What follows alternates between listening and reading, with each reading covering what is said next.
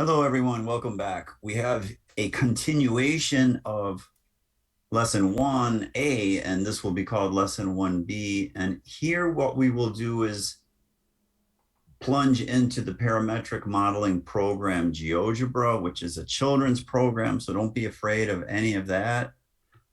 And then a little bit about just kind of parametric thinking, which is outside of any program at all.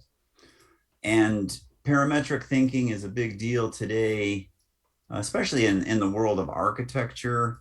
So, for instance, Zaha Hadid's firm, which is called Zaha Hadid Architecture, is very much into that word parametricism.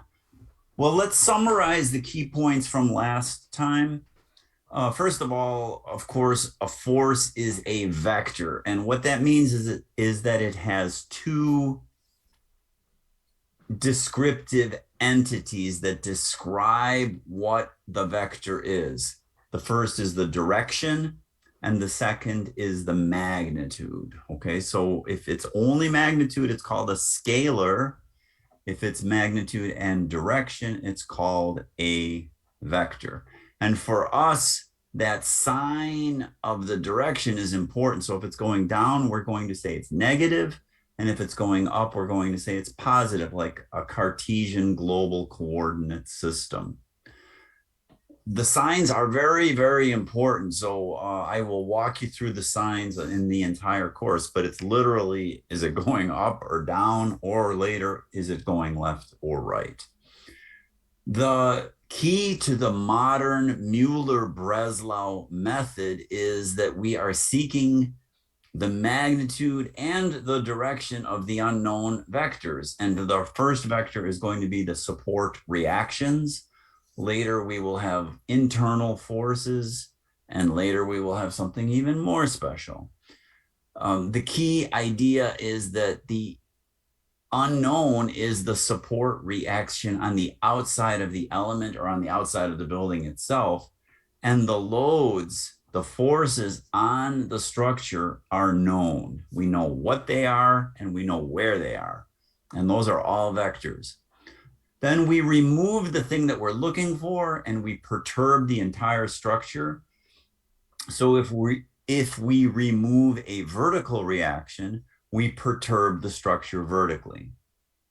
If we were to remove a horizontal reaction, we would perturb the structure horizontally. We will do that soon, but right now only vertical. And that perturbation is called delta, the Greek letter delta. Nothing stretches, nothing deforms.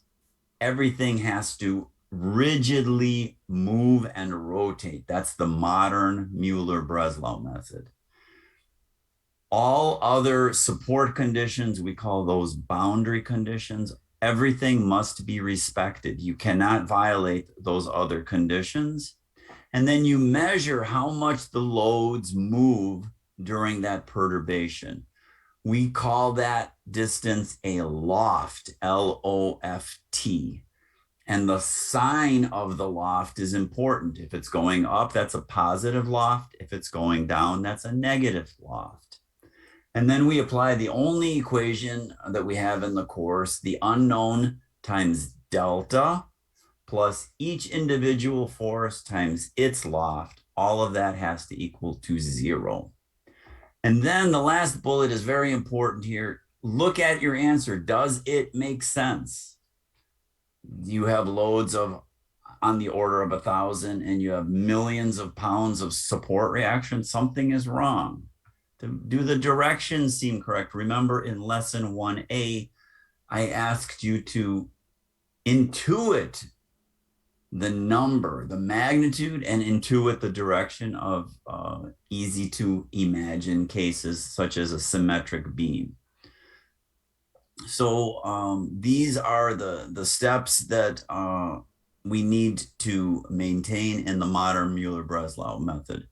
So I will stop this share and go through the PowerPoint kind of simultaneously. So the first thing that you'll see when I go into GeoGebra Classic 5, please use 5, not 6. 5 is exquisite.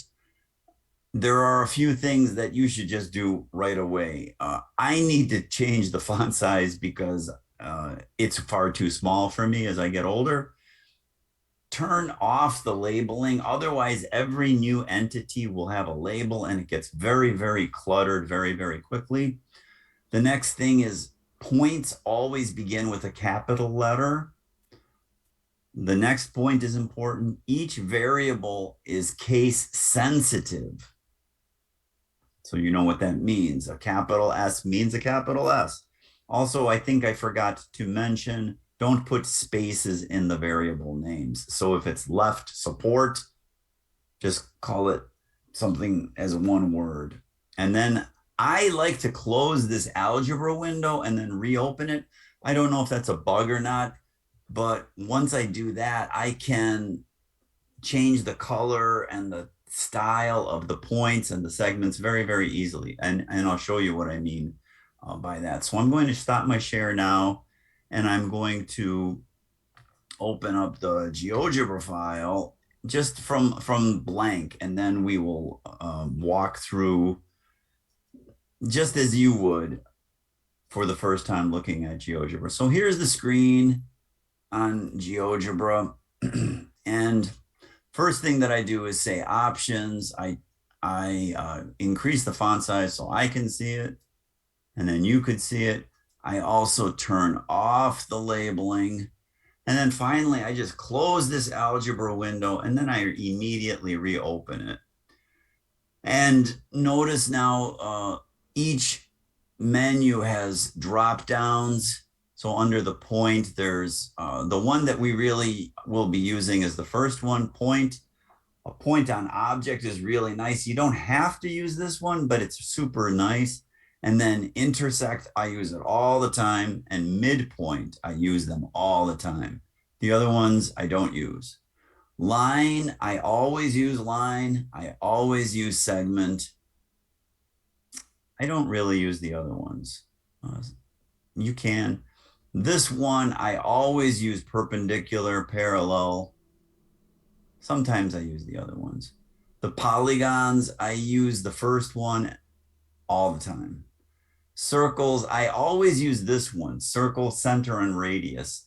It's a little more parametric. Otherwise, you could say, here's the center, and there's the radius, and then the radius can't change. So I like to click on a point that's the center, and then it will ask me, what is the radius? And then I put in the value for the radius. Okay, so on and so on. The input bar is down here. So you could say, for instance, your left support, always create a capital letter for your points. Left equals, left parentheses, let's say 0, 0, so it's at the origin. In the two-dimensional graphics window, this is called the graphics window, you don't need the third point, the Z point. It's just showing you the X point and the Y point. A plane, correct? You could also drop down a point if you want like that, but there's very little control over that. Engineers typically don't do that. Escape out, you could move your things around. And I could delete these points that I don't like the messiness of that. Sliders are really fun. I hardly ever use them because they tend to have an automatic animation button, which drives me bonkers. And I get tired of the sliders, but you're going to like the sliders at least once. So let's call it, let's say span, the span of the beam. Let's say it's going from 1 to 50. This could be feet if you're in Rwanda, or it could be meters if you're anywhere else in the world. You could also say increments of 1. We usually like to keep things nice and regular in engineering. We don't say 1 foot 1 1/16 inch for a building, right? The span now is a slider. So what? So I can say right, the right support is the left support. Notice now the left became blue, which means there's my slider moving. Doesn't that drive you crazy? I'm gonna have to write to them. Plus, and then what's my right support. So it's the left support plus the X value is span. Notice how that's blue. And the Y value is 0. And I'm at 41 feet already, so I gotta go from, oh yeah, yeah. So you could see my point moving here. You could turn off these, the grid, the hash lines, you could leave them on if you like. You could change the properties of everything by touching it and then right clicking. And then you get things like color and size of the article that you're manipulating, but it's a lot easier just to do it in here. So for instance, what I mean by that is I'm going to go to draw a segment between these 2 points, which is my beam. And I go to segment, and notice now, since I closed the algebra window and opened it up again, I can go ahead and change the colors right here to something that I like. And that will be the default until I change it again. I can put a circle around the left side or the right side. It doesn't matter. Suppose I'm looking for the left support, then it has to disappear, or it has to remove. It has to be removed in the Muller-Breslau method. And the beam does not stretch, so it's moving in a circular arc. Now I'm going to turn off that grid. So how do I get a circle here? So it's really quick. And I like this one. You could do the first one, circle with center through point. There's the center and there's the point. You could do that. The other way of doing it is, let me delete this one here. The other way of doing it is circle, center, and radius. I typically go with that one. Circle, and now it will prompt you, what is the radius? And the radius is span. As the spans change, the circles change. Now I need a perturbed beam that's going to have that circular path. So I can simply snap to this point, and I could do it 2 ways. I could do it with the first one, but you have to hit it right on, right there. And if you hit it right here, it's not on. So I'll show you what I mean. Go back to the cursor or hit escape. This one is glued on. This one is not glued on. So if you're careful, you could snap it right on. The other way of doing it is just simply this one, point on object, and boom, it will find the point on the object. I can make this a dashed line by right clicking and then hitting style. And then I can go back and draw my solid line for my beam. I'm going to get rid of this point here. I'm going to hide the circle. Don't delete it. Watch what happens if you delete the circle. Everything gets deleted. So we call those offspring. So if you kill the parent, you kill all the offspring sounds horrible, but it's kind of true, right? It will kill all of the things dependent on that parent in a parametric world. So fortunately, there is Control Z. Don't you wish life had a Control Z button? Yeah, you know who you are. I know I could have used Control Z a few times in my life. Okay, now we have a beam that is glued to the circle. It's moving as a rigid body. And the perturbation is the y distance between these points. So I could turn on these labels, for instance. I could select, I'm holding down Control to select multiple points. Right click, object properties. Don't go to this one here. This is not as much control here. Watch.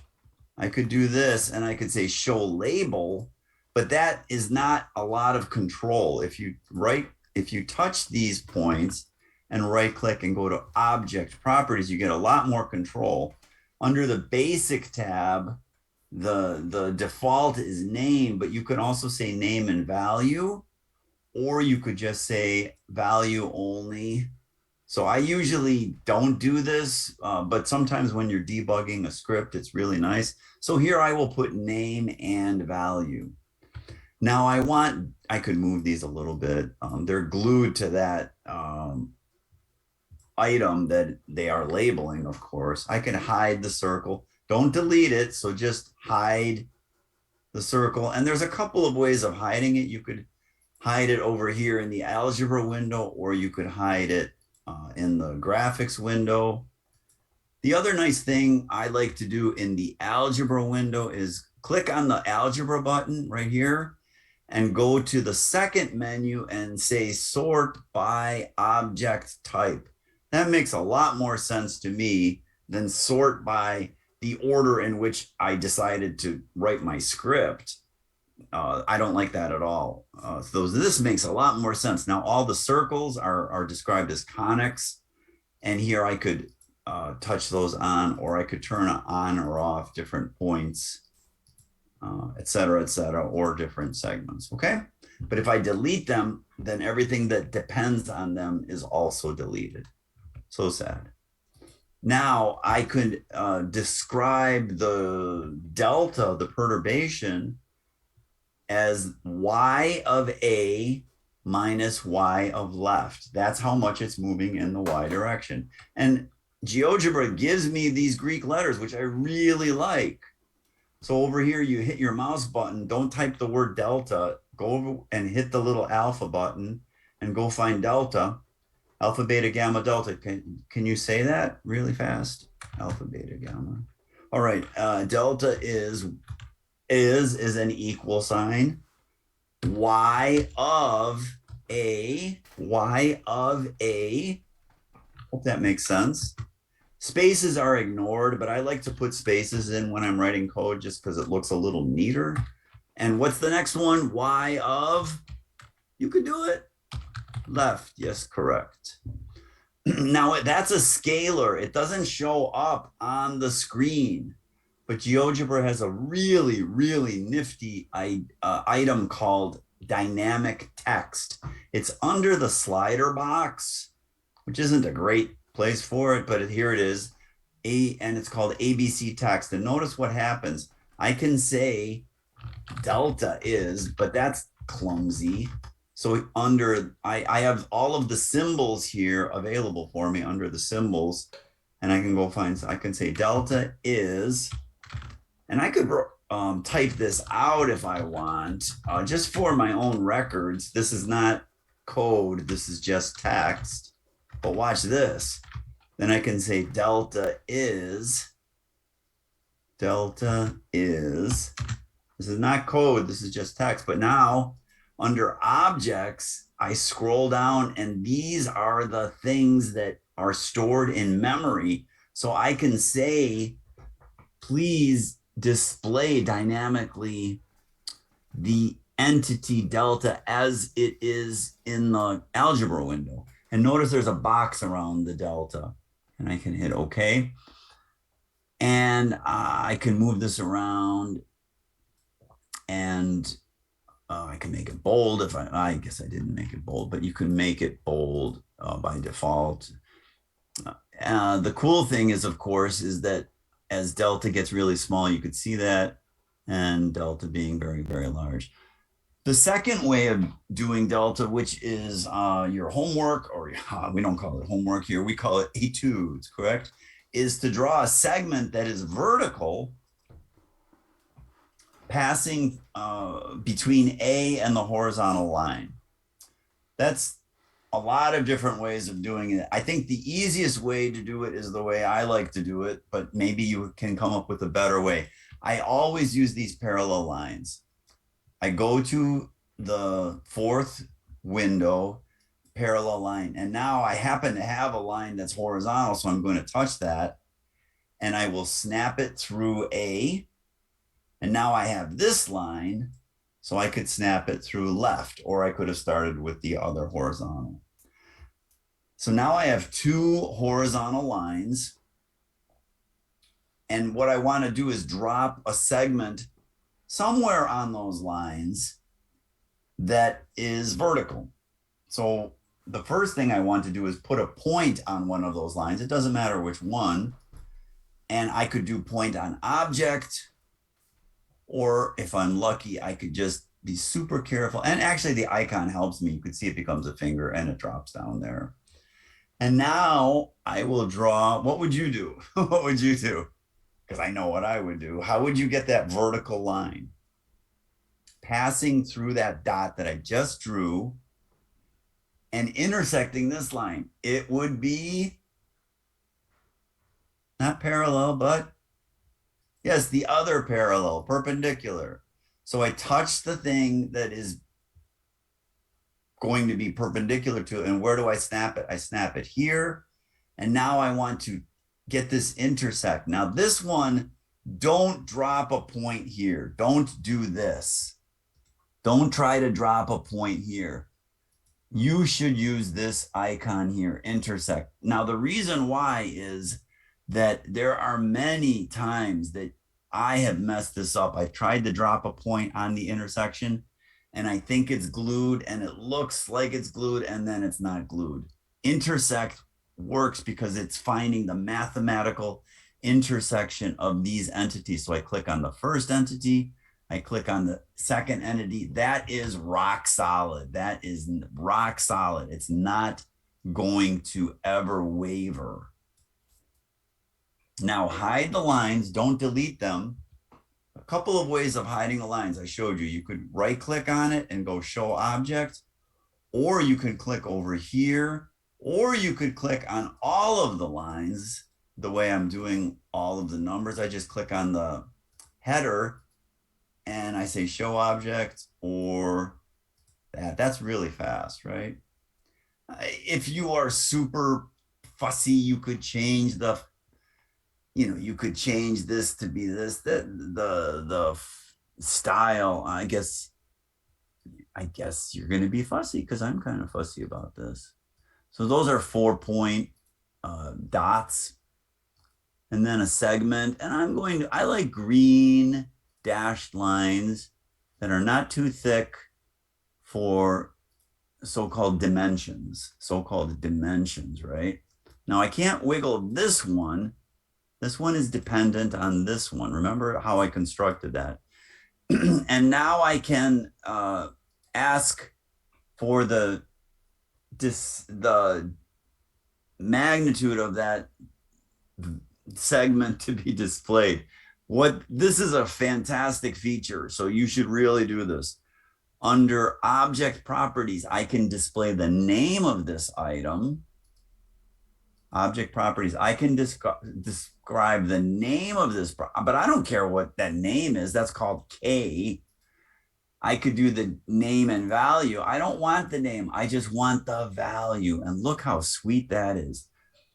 Furthermore, I can program using the letter K at this point because K is an object in the script, just like capital A is an object in the script. So I can program with those entities. I don't have to say length of K. If I need the number 2.95, as you do for your etudes, you have to divide by the delta, remember? So you could divide by K, or you could divide by delta here because I programmed delta. So what I often do is I often rename these things as delta segment or something so that I would know if I want to divide by delta segment, I could divide by delta segment, or I could divide by the scalar delta. And obviously it works. You could see it's 2.95. So that's a nice, clean looking graphic. You must do very clean, stylish, well-designed graphics. Absolutely. Absolutely. You have to do that. Why? Well, it looks great and you're going to like it and you're going to have fun with it. So it hits all of our points. Here we go. Back to the lesson. Okay. Didn't get too far. This is the unknown. That's what I'm saying when we have to divide by delta. You bring the force times the loft over to the right-hand side and you divide by delta.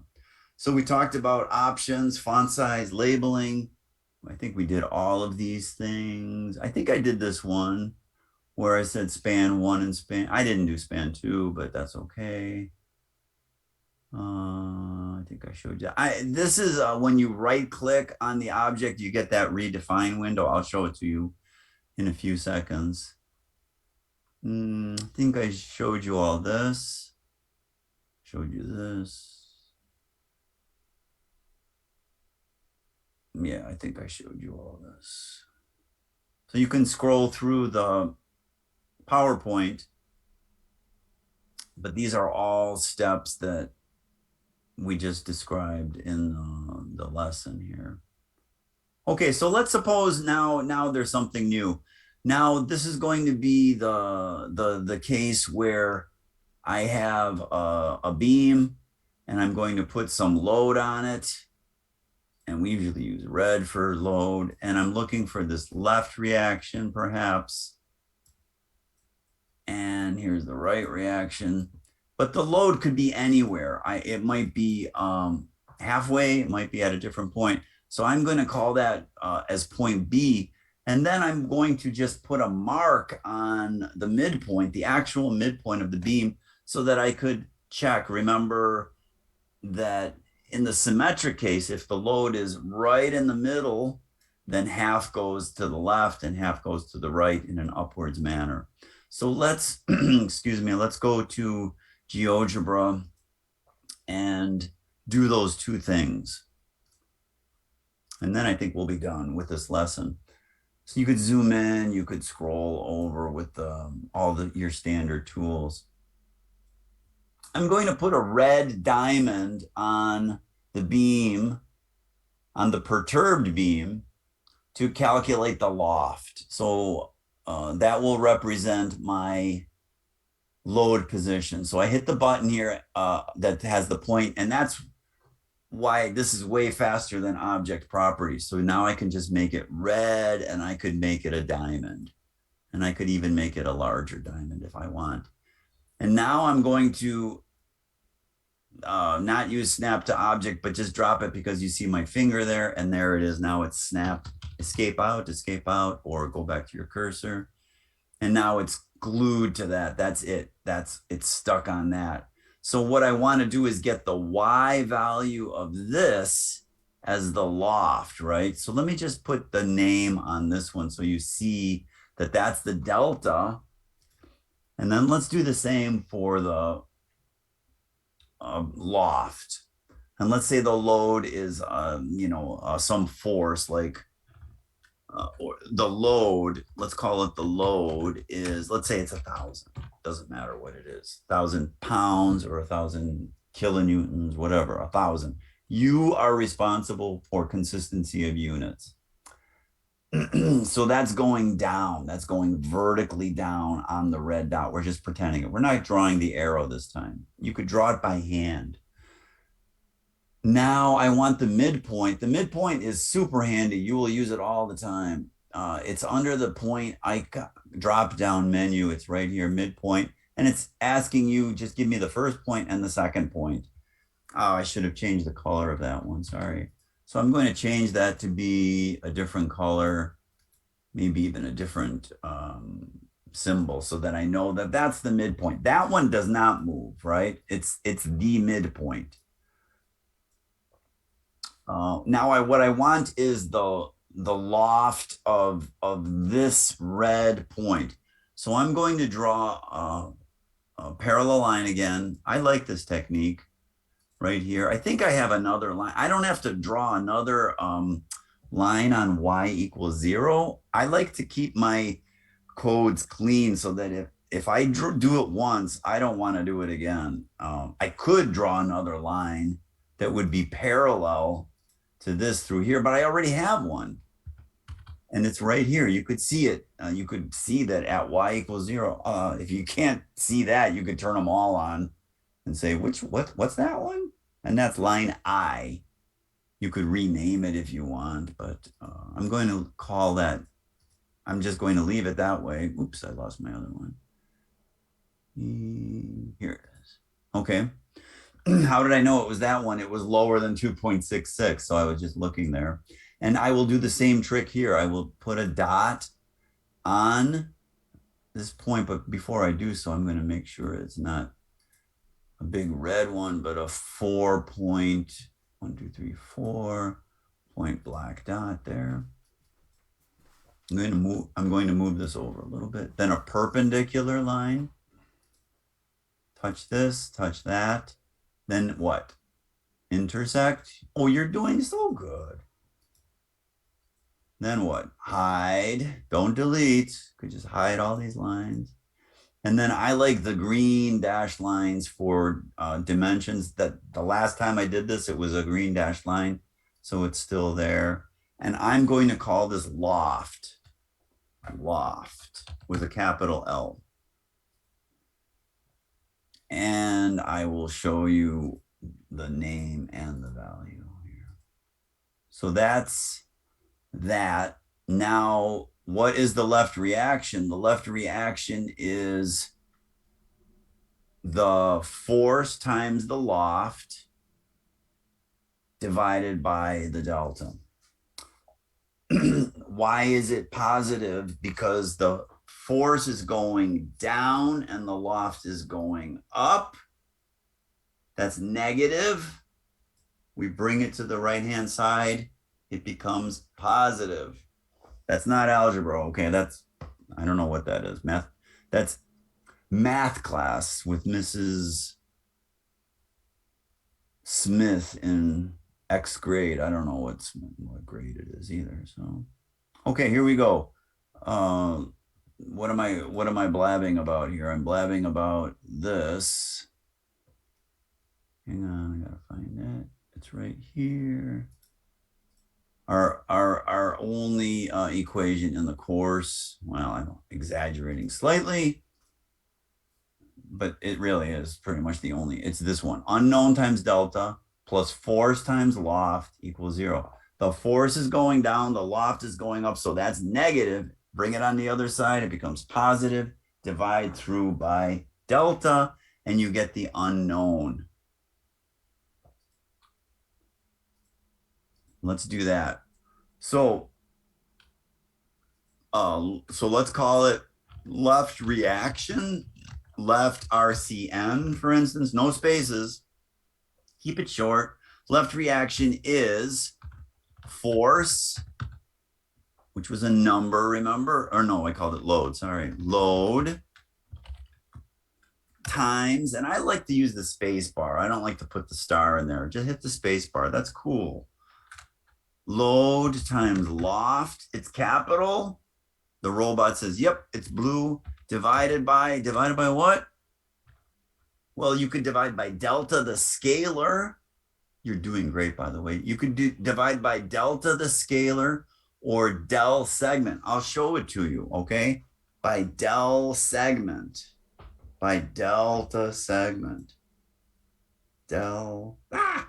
Shoot. I think I did. Load times loft. This is that redefine button. I just double clicked on it. By delta segment. And the answer is 776.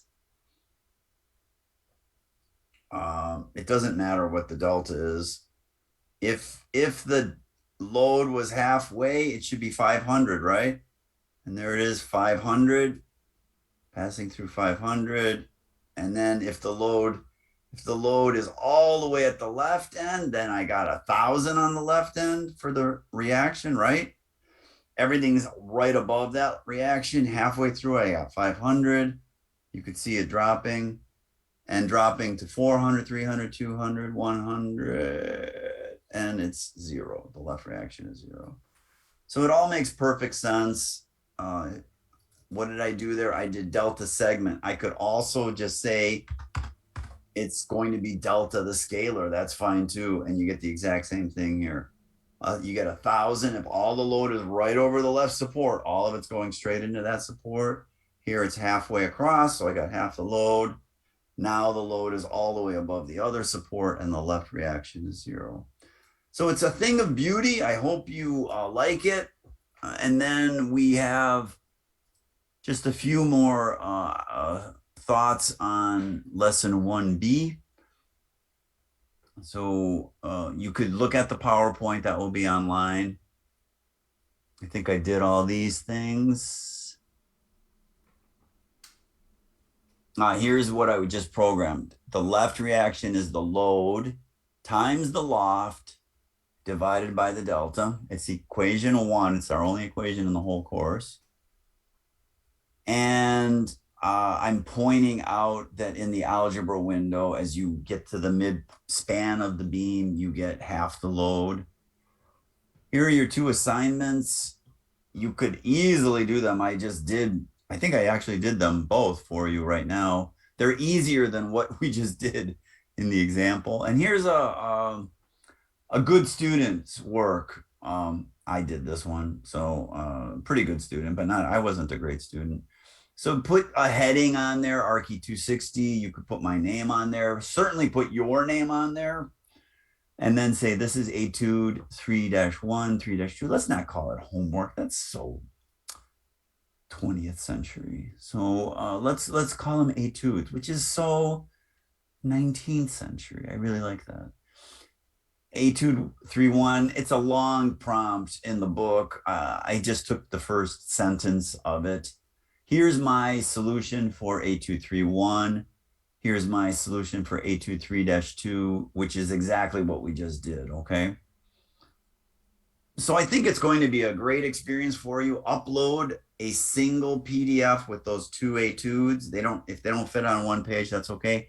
And upload the GGB file, the GeoGebra files. One GGB is fine, okay? Well, great. I hope you liked this show today. I enjoyed it. See you next time.